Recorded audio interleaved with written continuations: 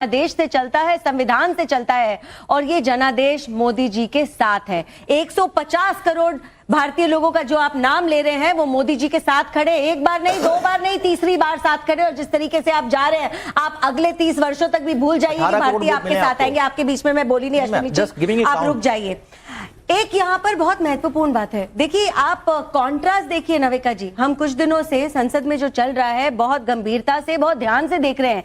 एक तरफ हो रहा है हंगामा, धमकियां दी जा रही है, नफरत की बातें हो रही है, संसद के बाहर आके भी ड्रामे हो रहे हैं। और जब मोदी जी बोले वो शांत तरीके से, स्थिर तरीके से, संविधान के दायरे में रहकर हर एक अपनी बात बोले। नफरत की राजनीति, जो प्यार की दुकान, प्रेम की दुकान, पता नहीं क्या क्या दुकान चलाने वाले लोग हैं, इन्होंने केवल दुकान चलाई। 70 सालों तक इस देश को दुकान की तरह ही चलाया और देश बेच दिया। आज आप गरीबी की बात कर रहे हैं। 10 साल में 25 करोड़ से ज्यादा भारतीय गरीबी रेखा के, एक्सट्रीम पॉवर्टी के ऊपर आई। आपके एफर्ट नहीं थे, आपका बस चलता तो कब्र खोद देते और पूरे के पूरे भारत को उसमें आप दफना देते जैसे आप चल रहे थे। रुकिए, बीच में मत बोलिए। आपके नेताओं को लगता है कि इस देश को आजादी दिलाने में योगदान केवल 2 लोग का था। भाई सोचिए, आपकी ऐसी जो नेता करीब 100 चुनाव हार चुका है, जो तानाशाही से ही चलना जानता है, जिसको सिर्फ राजसी ठाट समझ आते हैं, उसको भगत सिंह, नेताजी सुभाष चंद्र बोस, चंद्रशेखर आजाद, आजाद हिंद फौज, बाल गंगाधर तिलक, ये सब दिखाई नहीं देंगे। आपकी सोच लिमिटेड है। और एक बात मैं और बोलना चाहूंगी, जिसको आप मजाक बोलते हैं वो इंसल्ट है। जिसको आप पार्लियामेंट के बाहर बैठकर बोलते हैं अरे ये तो हम मजाक कर रहे थे, ये बैंटर था, अभी भी आप ट्रांसलेट करके बता रहे थे, ये मजाक नहीं है। जिस देश का नेतृत्व मोदी जी करते हैं, आप उस देश से नफरत करने लग गए, ये आपकी सच्चाई है। अश्विनी जी, आपके कुछ अलायंस पार्टनर्स को कुछ नहीं मानते। चारू जी का एक फैक्ट चेक, आप किसी को मानते नहीं। चारू जी ने बोला 25 करोड़ लोगों को कितने चुनाव आ रहे हैं राहुल गांधी, तो अब आपको लगता है कि यहाँ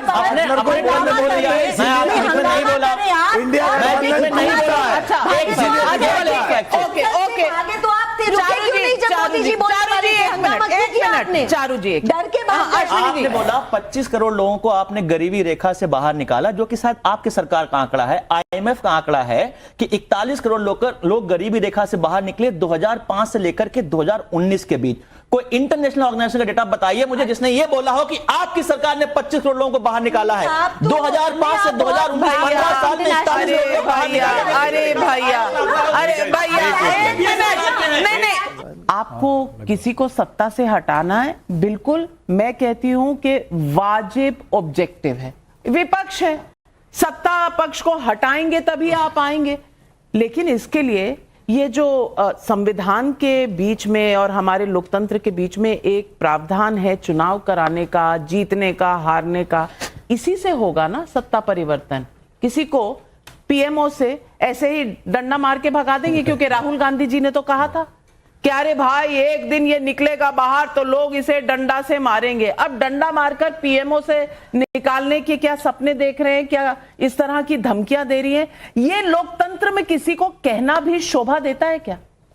देखिए, सबसे पहले तो मैं ये कहूंगा कि किसी को भी प्रधानमंत्री पद से हटाना या उस पर बैठाना ये जनता का काम है। जनता अपना जो काम कर रही है वो कर रही है। यानी कि राहुल गांधी गलत है ना? सबसे बड़ी बात राहुल गांधी गलत है, कांग्रेस गलत दीजिए ना। नहीं, नाविका जी सुन लीजिए ना, भाई मैं काम जनता का ही है, सीधा वो जनता ही काम करेगी।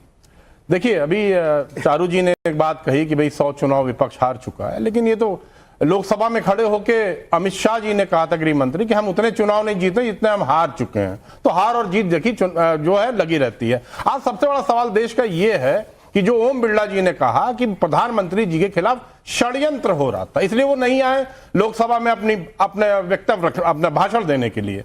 उसके बाद गिरिराज सिंह ने कहा कि मोदी जी की हत्या का षड्यंत्र था। इससे गंभीर बात आज देश के लिए कुछ नहीं हो सकती है। अगर आपके पास प्रमाण है तो उसको प्रमाणित करिए, जो लोग इसके पीछे उनके खिलाफ FIR करिए, उनको अरेस्ट करिए, क्योंकि यहां हमारे देश के प्रधानमंत्री जी की बात है, तो ये इसको हल्के में नहीं लिया जा सकता। दूसरी बात यह है कि प्रधानमंत्री जी का कल 97 मिनट का भाषण हुआ राज्यसभा में। बस वही असम, बंगाल, पंजाब, नेहरू, इंदिरा जी, राजीव जी, कांग्रेस को कोसना, इसके सिवा क्या था बता दीजिए। क्या उन्होंने बताया कि क्या देश जो है रूस से तेल खरीदेगा कि नहीं? यूएस ट्रेड डील में क्या है, उसके अंदर क्या तथ्य हैं, कहां साइन हुआ, कहां फाइल एक्सचेंज हुई, कहां फोटो ऑप्स हुआ, क्या बताया? क्या एप्स्टीन फाइल पे आज देश पूरे दुनिया में जो है इस्तीफे हो रहे हैं, चाहे स्लोवाकिया हो, ब्रिटेन हो या अमेरिका हो, लोग इस्तीफा देने के लिए तैयार हैं। क्या उस पर एक शब्द बोला? आज तो ये भी खुल गया कि हरदीप पुरी जी ने जेफरी एप्स्टीन के एक आदमी को वीजा दिलाने में मदद की थी। इस पे क्यों नहीं चर्चा हो रही है? बिल्कुल होनी चाहिए। कृषि उत्पादों पे आपने जो कपास है उस पे 0% कर दिया है। आगे सुन रहे हैं कि आप सोयाबीन पे भी और मक्के पे भी 0% करने जा रहे हैं। स्टार्स ऑफ डेस्टिनी की एक बुक आप दे रहे थे ना, कि मैं आपको अश्वनी मिश्रा को आप एक किताब दे रही थी, तो राहुल गांधी जी भी किताब देने जा रहे थे 4 स्टार्स ऑफ डेस्टिनी। क्यों नहीं ली? लेके देख लेते। पहले तो ये बोला गया कि नहीं भाई ऐसी कोई किताब ही नहीं है। जब किताब आ गई तो मोदी जी लोकसभा से जो है लापता। ये बात बहुत सही है कि किताब देने की कोशिश हुई और मेरे हिसाब से किताब दे देनी चाहिए, लेकिन पार्लियामेंट का एक तरीका है और पार्लियामेंट में अगर अनपब्लिश्ड किताब है उसको रिकॉर्ड में लाना या उसको ऑथेंटिकेट करने का जो प्रोसीजर है वो आप और मैं नहीं तय कर सकते, वो रूल बुक में लिखा हुआ है। लेकिन राहुल गांधी को बोलने दिया जाना चाहिए था इस पर। मैं बिल्कुल आपके साथ हूं कि बोलने दिया जाना चाहिए, क्योंकि बोलते वो तो खैर सुनाने के बहुत अपॉर्चुनिटीज सत्ता पक्ष को मिलती। ये कहने के बाद सवाल मलूक नागर जी ये भी है कि अगर सुरक्षा में कोई भी इस तरह का डर था तो विवेक साइलेस जी कह रहे हैं इसकी सच्चाई देश के सामने आनी चाहिए, FIR आना चाहिए।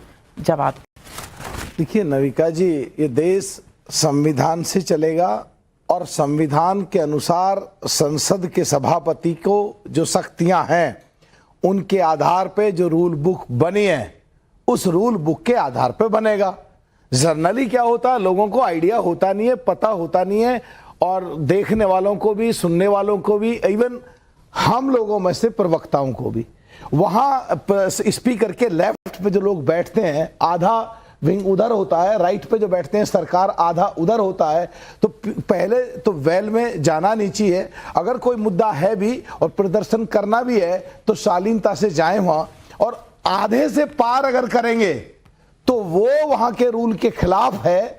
और अगर आगे उनके प्राइम मिनिस्टर जहां बैठते हैं उनके ऊपर तख्ती लगाएंगे, खिलाफ है।